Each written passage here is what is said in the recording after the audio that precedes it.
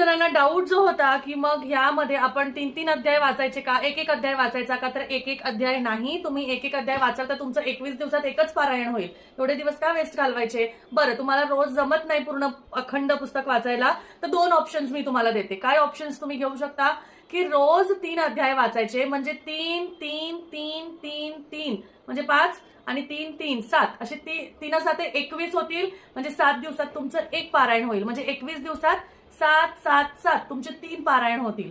त्याचबरोबर अजून जास्ती पारायण करायचे, एका दिवसात 7 पारायण 7 अध्याय वाचा. मी हे इथं ठेवते.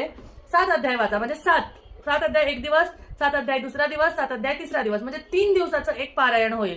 मग असे 3 3 3 तुमचे 7 वेळा होईल पारायण 21 दिवसापर्यंत, म्हणजे प्रकट दिनापर्यंत. म्हणजे तुमचे 21 दिवसापर्यंत 3 3 3 3 3 असे 7 वेळा होईल.